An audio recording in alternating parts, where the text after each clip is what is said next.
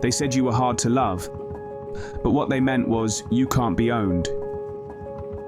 In a world obsessed with reaction, stillness feels like defiance. When you don't flinch, when you don't chase, people who live on control feel you slip from their fingers and they panic. Stay with me, because over the next few minutes, you'll see 7 Stoic truths that will rewire the way you see strength, love, and freedom.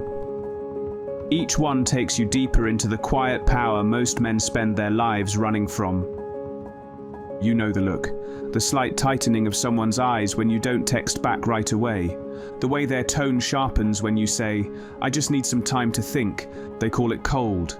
They call it distance. But distance is where clarity lives. Understand, independence is not rejection. It's resolution. Every generation tells men to soften, to please, to explain themselves endlessly. The Stoic man doesn't rebel with noise. He rebels with composure. He listens, he measures, he decides. Then he moves once. That single motion carries more force than 1,000 frantic apologies. This is loyalty to purpose. You can care deeply and still choose distance when chaos arrives. You can love fiercely and still refuse to crawl. Remember, not everyone fears losing you. Some fear not owning you. And if that truth stings, wait until you hear the next one. Because the moment you stop reacting to emotional bait, the controllers lose their favorite weapon. Every manipulator has a favorite trick: reaction. They throw silence, sarcasm, or guilt and wait for the tremor that tells them they still control you. But the man who has trained himself not to tremble, the man who can sit in the noise without answering it, is a problem they can't solve. Epictetus taught, "No man is free who is not master of himself." Freedom begins the moment you stop dancing to someone else's tune. Controllers thrive on the chemistry of your reaction. Withdraw that reaction and the game collapses like a puppet with its strings cut. This is not cruelty. This is mastery. You are refusing to trade your calm for their chaos. Think of the Stoic practice of premeditatio malorum, the rehearsal of adversity. Before battle, a philosopher-soldier imagined every insult, every betrayal, every moment of misunderstanding, so that when it came, he had already met it in his mind. Do the same. Expect manipulation. Anticipate guilt. When it arrives, you'll recognize the move and smile quietly, as if reading the next line of a script you already know. That stillness is power, but beware. Power will always be tested. Now listen carefully, because this next truth is where strength starts to look like defiance. It's the point where your calm becomes boundary, and your boundary becomes armor. Every man who decides to live by principle will meet the test of the boundary, not the drawn line in sand. Anyone can talk about limits, but the quiet, unshakable no that arrives before chaos even crosses the threshold. Remember, my friend, boundaries are not walls, they are gates, and the Stoic learns to hold the key. Early in any relationship, friendship, work, love, people test for weakness. A small favor pushed a little too far, a sarcastic jab disguised as humor, a "come on, just this once." They are not villains, they're explorers. They want to know where your edges are, because if you have none, you are terrain waiting to be conquered. Most people expect outrage. They feed on reaction. When you deny it, when you calmly reinforce your line without fury, they feel something new. Respect mixed with confusion. That's the beginning of strength. Society teaches men to prove their goodness by tolerance, to keep absorbing disrespect until virtue itself becomes submission. But Stoicism teaches the opposite. Virtue without boundary is sentiment. A good man does not let chaos devour his home in the name of kindness. Ask yourself, what do you allow because you fear being called cold? A line drawn is not aggression, it's definition. And when someone values control over respect, they will flinch at your firmness. They'll call you distant, guarded, arrogant. Let them. Listen carefully, because the next truth is the hardest for most men to embody. It's the moment where boundary meets guilt. And guilt tries one last trick to drag you back into compliance. Every man who learns to draw lines eventually meets the oldest weapon in the world: guilt. It arrives disguised as love.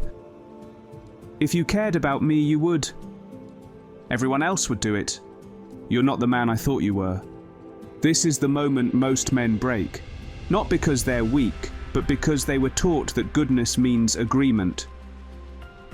But Seneca warned us long ago, a man who suffers before it is necessary suffers more than necessary. Guilt makes you suffer twice, once for refusing and again for betraying yourself when you finally give in. To say no without apology is to step outside that loop. It's not an act of defiance, it's an act of alignment. You're not rejecting a person. You're rejecting the erosion of your clarity. And a man who protects those things will always be accused of selfishness by people who want his energy for free. Hold that thought. Because the next few moments will show what happens inside you after the refusal. After the no, there is silence, not the proud silence of victory. The small uncertain one where guilt begins to whisper, "Maybe I was too harsh.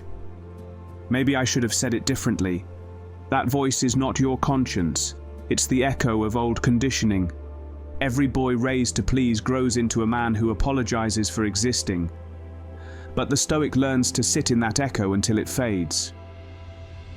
He knows that guilt, like thunder, sounds bigger than it is. So you breathe, you let the echo pass through you, and with every breath you begin to realize the world did not end, the sun still rose, your no did not destroy anyone. It simply revealed who relied on your compliance. This is the quiet training ground of strength, learning to live unapologetically, and when that lesson settles, you're ready for what comes next. The fifth truth, where you learn why the world worships approval, and how a man who stops chasing it becomes untouchable. Every age has its idols. Ours are made of pixels and hearts and thumbs ups, tiny symbols that measure nothing but attention.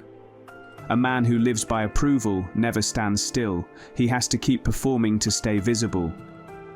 But a Stoic understands that visibility and value are not the same thing. When you stop chasing reaction, the world grows quiet, too quiet for those who fear being forgotten. You've spent enough years trying to be agreeable. Now it's time to be anchored, and that leads straight to the next truth, the one that unsettles people more than any other, because it exposes the addiction our culture refuses to admit, the hunger for approval. Everywhere you look, men are chasing numbers, followers, views, recognition. They call it influence. The Stoics called it noise. Approval is cheap because it costs nothing to give.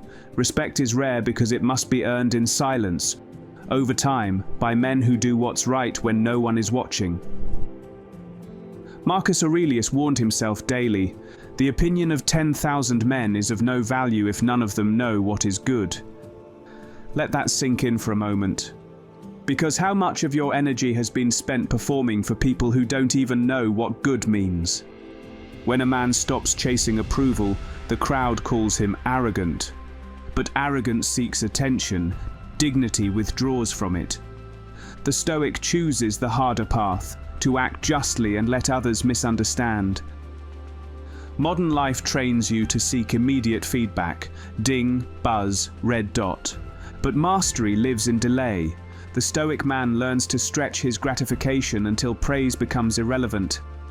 When you detach from the scoreboard, you become unpredictable, and the world fears what it cannot score.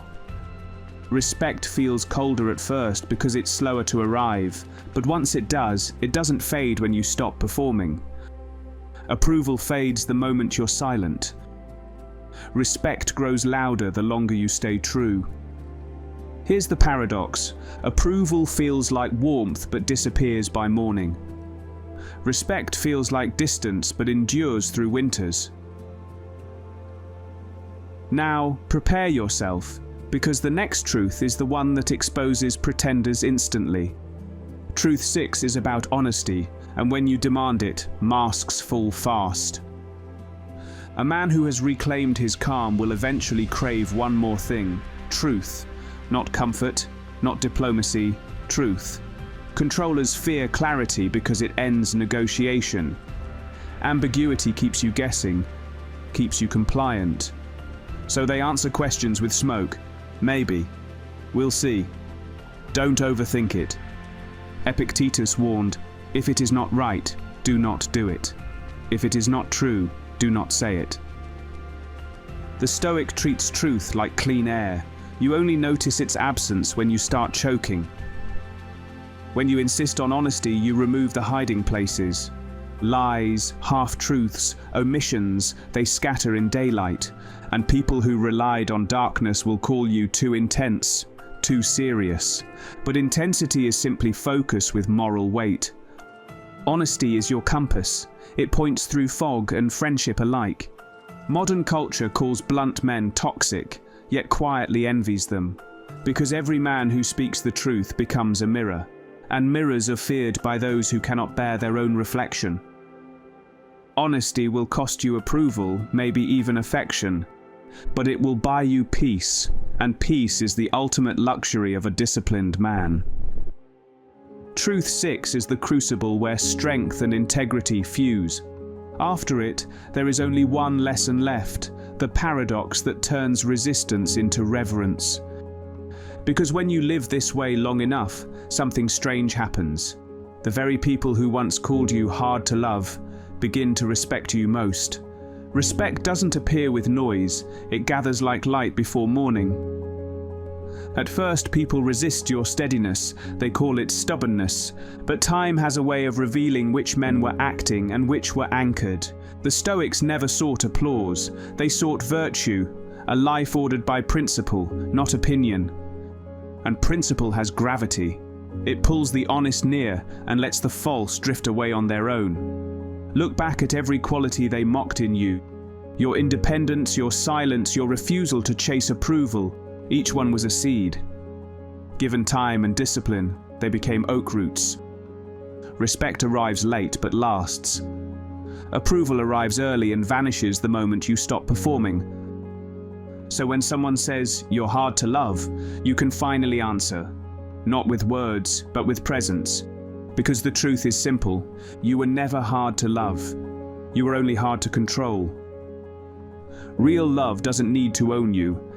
It walks beside you, free, equal, steady. And that's the only kind worth keeping. If this voice has found you in the middle of your own storm, let it remind you: peace is not given, it's built. Choice by choice, refusal by refusal. The Stoics knew it. They left us their words as maps for the moments we forget our direction.